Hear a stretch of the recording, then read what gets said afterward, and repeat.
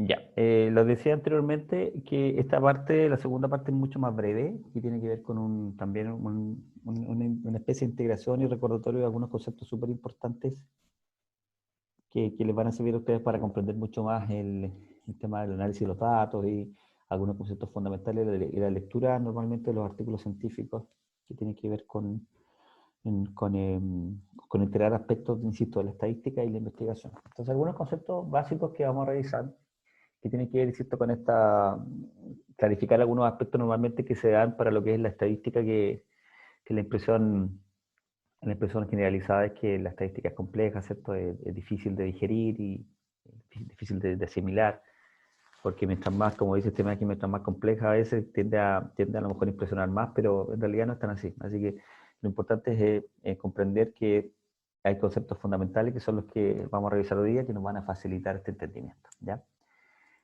En términos de terminología, lo primero es establecer qué es un test estadístico, ¿ya? Y lo que uno busca con este test estadístico es poder determinar y concluir acerca de la significancia estadística, valga la redundancia, de los resultados en estudios, ¿ya? La significancia estadística tiene que ver fundamentalmente con que si los estudios, ¿cierto? O si los datos que se analizan eh, están, son lo suficientemente distintos entre ellos, cuando hablamos, por ejemplo, de estudios de intervención, o si los dos están suficientemente correlacionados entre ellos cuando hablamos de otro tipo de investigación, como por ejemplo la de asociación o estudios, como vimos anteriormente, de pronóstico o de diagnóstico.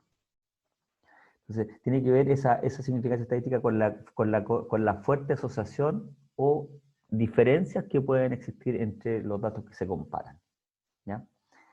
Y cuando uno compara y utiliza datos estadísticos o análisis estadístico, utiliza normalmente dos tipos de test, que es el test paramétrico y el no paramétrico. La diferencia entre ellos está fundamentalmente dada por la capacidad o las características de los datos, mejor dicho. Normalmente cuando los datos están distribuidos normalmente, como ustedes se fijan en esta imagen acá, la distribución normal establece esta campana de Gauss, ¿cierto? Donde gran parte de los datos están en la parte central, hay pocos datos en la parte extremo izquierda y extrema derecha también, ¿ya? Entonces, esto es una distribución normal de datos, ¿ya? Cuando la distribución no es normal o está de alguna forma enfocada o dirigida hacia uno de los dos extremos, eso se considera que los datos no están normalmente distribuidos. En presencia de datos normalmente distribuidos, entonces, lo más común es utilizar los tests paramétricos, ¿ya? Que son test mucho más sólidos, mucho más rigurosos, ¿ya? Pero deben tener, insisto, esa condición de que los datos estén normalmente distribuidos. Antes de realizar cualquier test estadístico, la persona que analiza los datos debe verificar la distribución de los datos, porque de ahí recién se puede determinar uno u otro tipo de test a aplicar, ¿ya? Ejemplos de test paramétricos son la ANOVA, ¿cierto? El test Student, ¿ya? Los más comunes. Por el contrario, los test no paramétricos son aquellos, insisto, en los cuales no hay una presencia de una distribución normal de los datos. En consecuencia, eh, hay que recurrir a otro tipo de análisis, ¿ya? Y eso se llaman, como bien digo, test no paramétricos. Ejemplos, hay varios, ¿cierto? Como la Whitney, como Rod Spearman, etc. Hay muchos, muchos, muchos. Cada test paramétrico tiene un símil en el test no paramétrico, ¿ya? Eso es importante también conocer. Por eso ustedes lo van a ver con mucha más propiedad, obviamente, cuando vean el curso. Recordar también el tema de las hipótesis, ¿cierto? Las hipótesis nulas e hipótesis alternas. ¿Ya? Fundamentalmente lo que uno hace en las investigaciones es poder querer rechazar las hipótesis nulas y aceptar la hipótesis alterna, ¿ya? Porque la hipótesis nula establece que no hay diferencias, ¿cierto? O que no hay asociación. En cambio, la hipótesis alterna que usted quiere confirmar, ojalá con el experimento, con el estudio, es que sí existen diferencias entre los grupos, o sea, que un tratamiento es mejor que otro, o que claramente sí existe asociación entre variables, ¿ya? Entre, por ejemplo, el nivel de triglicéridos y actividad física, por ejemplo, ¿ya? En términos de la decisión, ¿ya? Lo que uno hace generalmente es rechazar la hipótesis nula, ¿ya? O fallamos en rechazarla. Esa es la verbalización. No podemos establecer que la hipótesis nula es verdadera, solo que hay suficiente evidencia o información para probar que esta es falsa. Así que eso también es importante en términos semánticos, en términos de verbalización. Profe, ¿cómo eso? No lo entendí. Normalmente cuando uno decide, o la decisión del análisis, y tú te llegan los datos, y por ejemplo el valor P, que luego vamos a ver qué consiste, el valor de significancia establece que es menor a 0,05, en esos casos tú lo que haces es rechazar la hipótesis nula, que en otras palabras significa aceptar la alterna, ¿cierto? ¿Ya? Pero si tú tienes datos que son maya, el valor P es más allá del 0,05, tú dices, fallamos de rechazar la hipótesis nula, ¿ya? En otras palabras, tú no dices, no puedes decir que la hipótesis ahora nula es verdadera. Simplemente tienes que decir que fallas, ¿cierto? Fallas en rechazarla. ¿Por qué no puedes decir que la nula es verdadera? Porque, como bien dice ahí, solo hay poca información, ¿cierto? O hay insuficiente evidencia para probar que esto es falsa. Es una cosa simplemente, insisto, de poder ser bien categórico con las definiciones. Pero normalmente lo que uno hace, insisto, es o rechazar o fallar de rechazar. Uno no dice rechazar o aceptar. ¿Ya? El aceptar no, eh, no es como se dice lo más común. ¿Ya? Ay, sí, gracias. En la significancia estadística hablábamos recién del valor P. Esto es tremendamente interesante, tremendamente entender qué consiste el valor P y cuáles son las ramificaciones que esto puede tener, ¿ya? O cuáles son realmente el posicionar el valor, o posicionar su significado, en qué realmente consiste. El valor P ha sido históricamente considerado como el elemento mágico que te determina ¿cierto? Las conclusiones, ¿ya? O que te orienta las conclusiones. Pero el valor P, como lo vamos a ver a continuación, es solamente es un indicador que nos ayuda a afirmar con cierto nivel de seguridad, ¿ya? Normalmente establecemos el 95% por consenso, pero también puede ser el 99%, ¿ya? Nos entrega esa certeza para estar seguro que una de las hipótesis es la correcta, ¿ya? Entonces, lo único que te dice, por ejemplo, es que te entrega una probabilidad. P viene de probabilidad, obviamente. La probabilidad que una diferencia observada, si usted compara dos grupos, por ejemplo, y si esos grupos son distintos, esa diferencia observada sea solo debida al azar, ¿ya? Si tú tienes, por ejemplo, un estudio que te dice, ya, la diferencia entre el grupo de tratamiento 1 que ocupó ejercicio versus el grupo que ocupó masoterapia o ocupó educación, la diferencia entre los grupos en favor del ejercicio es, no sé, es 2,5 puntos en la escala numérica de dolor con un valor P de 0,03. Eso significa, o lo único que te dice el valor P, es que tú estás un 97% seguro de que la diferencia entre estos dos grupos no es explicada por el azar. ¿Ya? Es lo único que te dice el valor P. Si tú tienes un valor P, ¿cierto? De 0,06, ¿ya? Recuerda que el 0,05 normalmente que se utiliza para discriminar entre que la diferencia es significativa o no es significativa, ¿ya? Si tú tienes un valor 0,03, tú dices, existen diferencias estadísticas significativas, ¿cierto? Si es 0,03, tú dices, en otras palabras, yo estoy 97% seguro de que estos grupos son distintos y que la diferencia, ¿cierto? No está explicada por el azar. En cambio, si tú tienes un valor P de 0,06, tú dices, estos grupos no son estadísticamente distintos, estadísticamente significativos diferentes, no son diferentes, ¿ah? Porque las diferencias, existe un 96%, ¿ya? Perdón, un 94% de ser el caso, un 94% de que estas diferencias pueden ser explicadas por el azar. Entonces el 0,5 es valor crítico. Por un lado, y es bien divertido porque es simplemente un punto, por un lado tú dices que esos grupos son distintos, ¿ya? Y que esa diferencia es muy grande para ser explicada por el azar. Por el otro lado tú dices que los grupos también son distintos, pero estadísticamente esa no es una diferencia significativa, porque la diferencia, ¿cierto?, es mayor al 0,05. Entonces, al final del día nos damos cuenta que el valor P es netamente dicotómico. ¿Es significativo? No es significativo. ¿Son distintos y esa diferencia es significativa? O, si bien son distintos, pero esa diferencia no es significativa. Entonces, al final entendemos que el valor P es súper limitado a la información que provee. simplemente porque te dice que los grupos son distintos y esa diferencia es muy grande para poder ser explicada por el azar. Por eso tú lo aceptas y tú confirmas que son estadísticamente distintos, ¿ya? Pero nunca te entrega ninguna información respecto a si que esas diferencias que tú tienes entre los grupos son importantes o no. No te entrega esa información.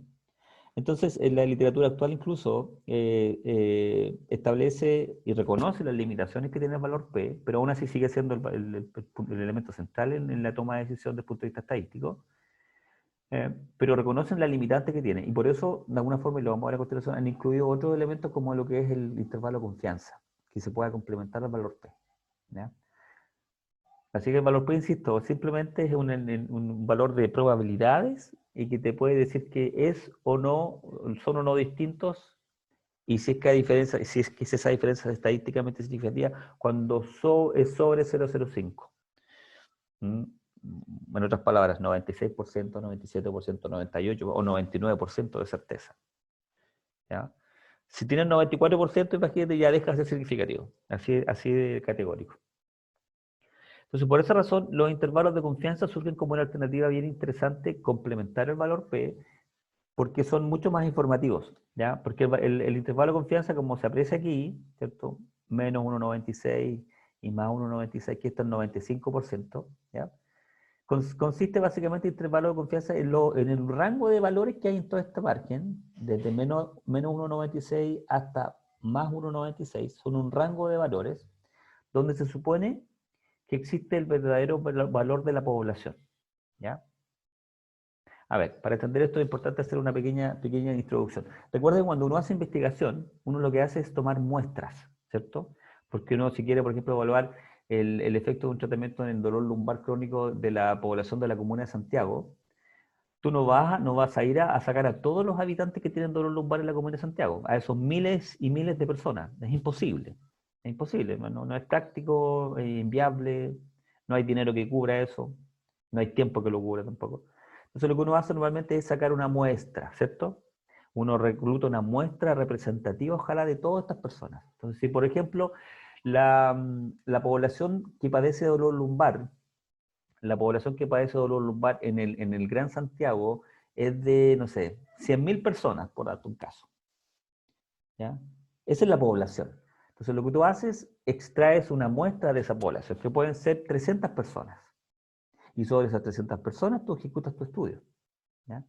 Entonces, lo interesante del intervalo de confianza es que cuando tú tienes los intervalos de confianza, conoces el verdadero valor, ¿cierto? Por ejemplo, si estás aplicando una intervención en dolor, ¿ya? Y quieres ver cuánto cambia el dolor, ¿ya? Cuánto se modifica el dolor. Entonces, lo que tú haces con el intervalo de confianza es entender que el verdadero cambio, ¿cierto?, del dolor en la población está entre estos valores, no en la muestra que evaluaste, está en la población.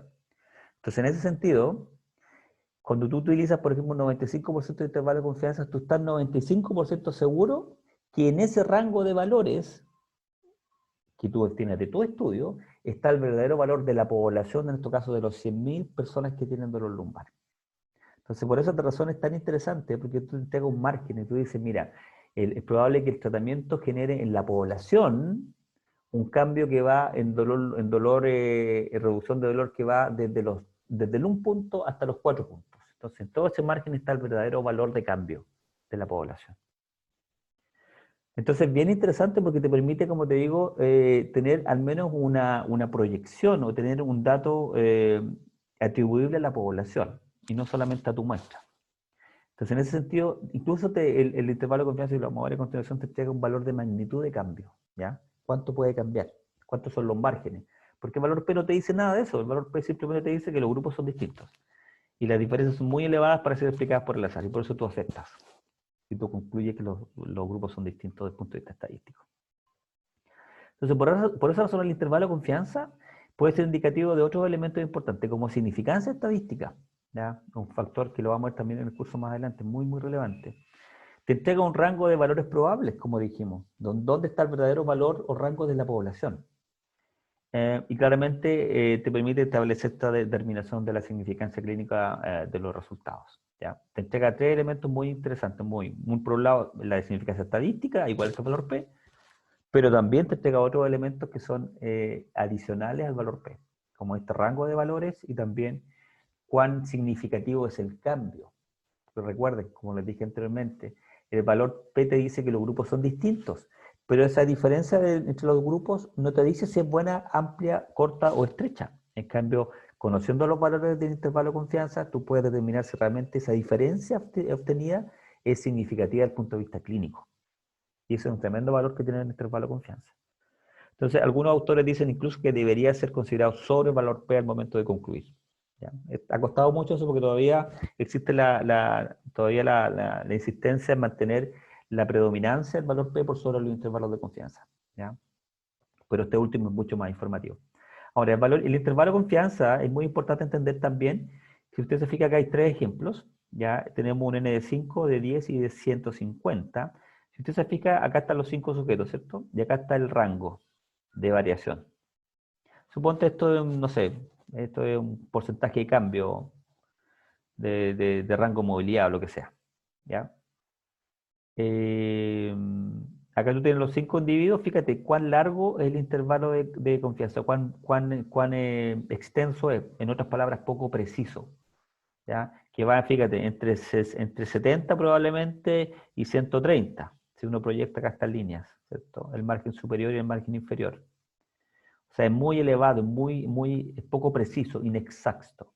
Cuando te vas a datos más exactos, por ejemplo, acá con valores de 10, fíjate que el intervalo inmediatamente tiende a reducir, a ser más breve, tiende a ser más preciso. Si tú aumentas el N, en la medida que aumentes más la población evaluada, tratada, qué sé yo, te das cuenta que el intervalo de confianza es cada vez más preciso. Y esto es lo que uno debería buscar, un intervalo preciso, entre 2 y 4, por ejemplo, no entre menos 5 y 12. ¿Ya? El primer caso es muy preciso, tú sabes que la diferencia de la población está entre 2 y 4 nomás. Entonces eso te permite claramente ser mucho más concreto con las conclusiones, a diferencia del primer caso donde está demasiado amplio el margen, que en consecuencia no es muy útil. ¿Ya? Entonces, nuevamente, mientras mayor sea el tamaño de la muestra, más preciso es el estimado de cambio o más preciso es el intervalo de confianza.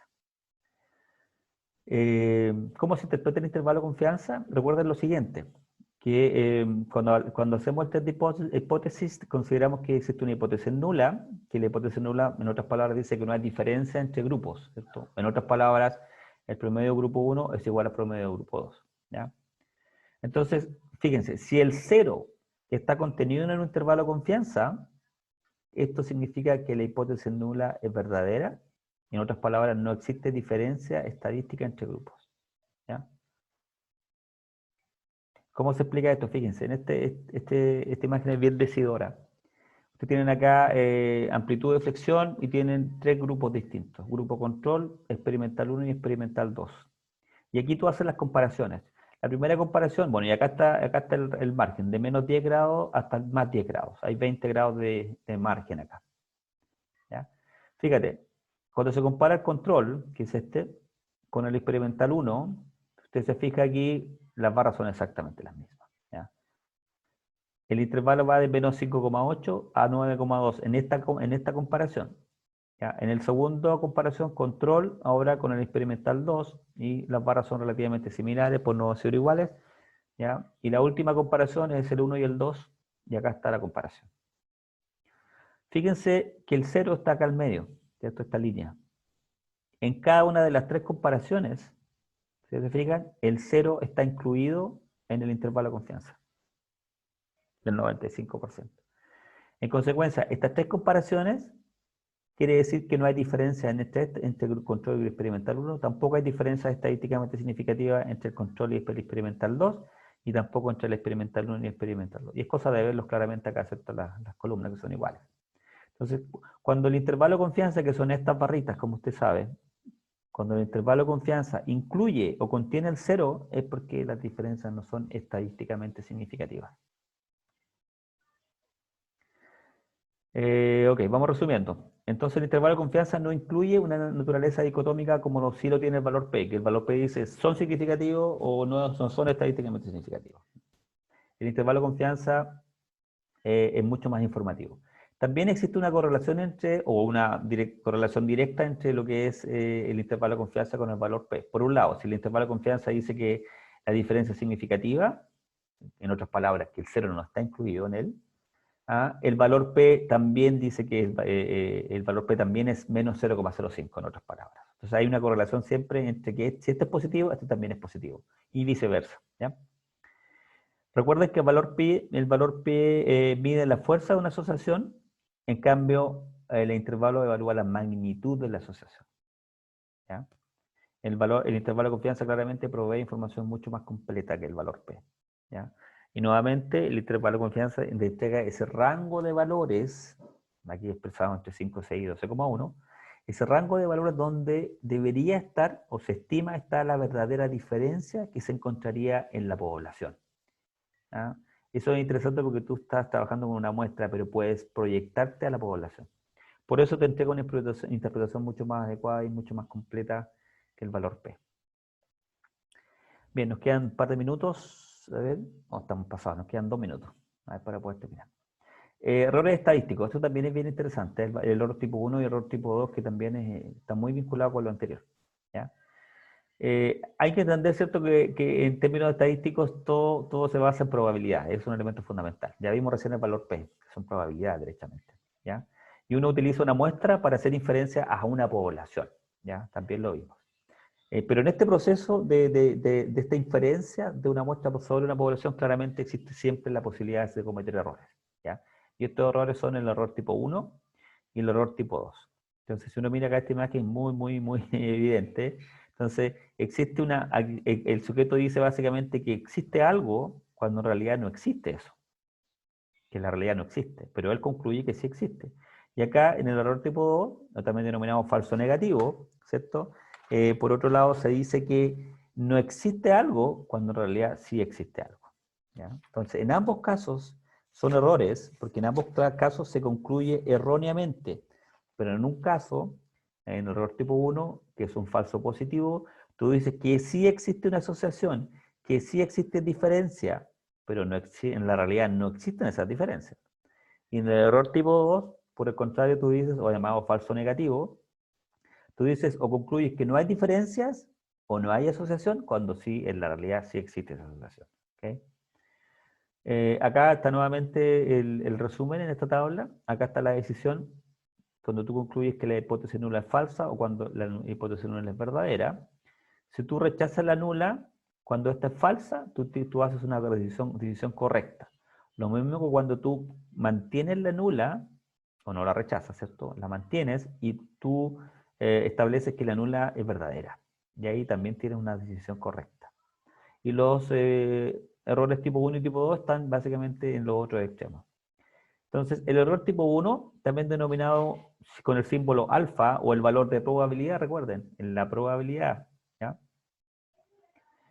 Se dice que o corresponde al hecho cuando tú rechazas una hipótesis nula, cuando en realidad esta hipótesis es verdadera, ¿ya?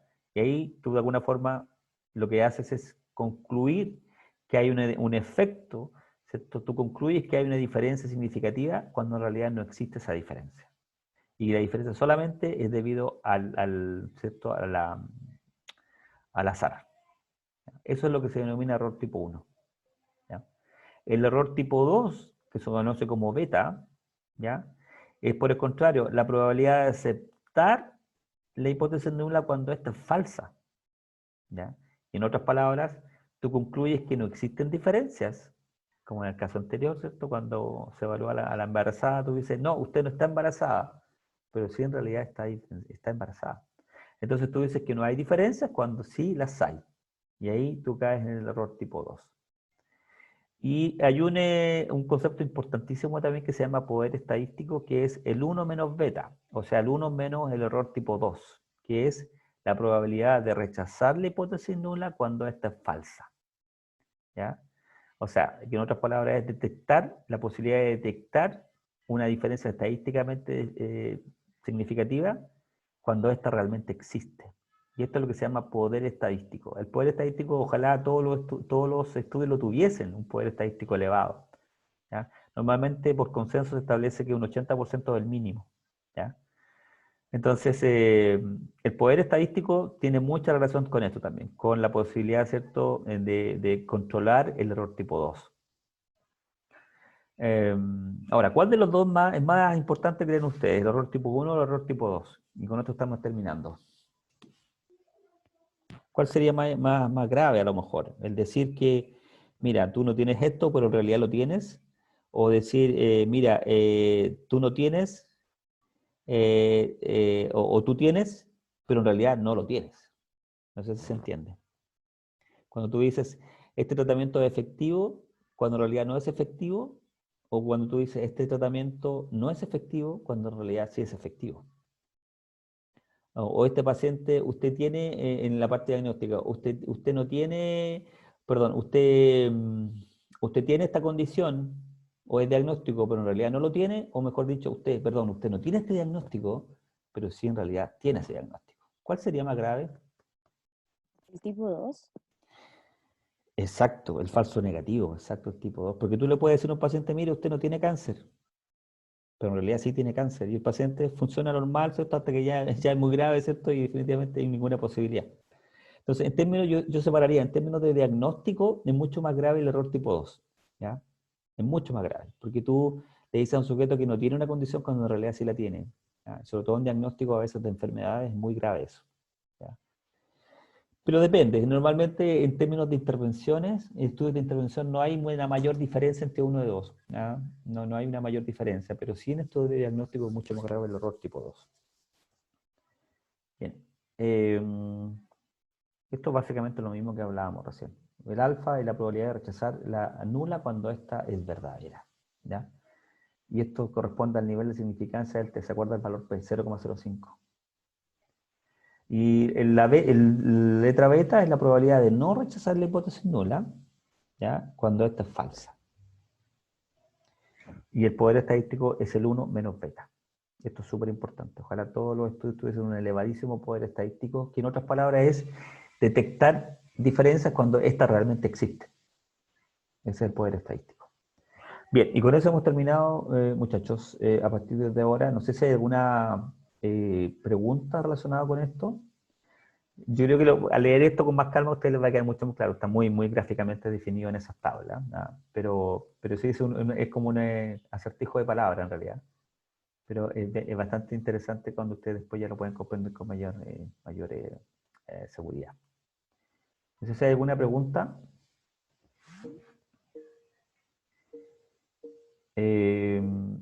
Voy a dejar de compartir y también voy a dejar de grabar a continuación.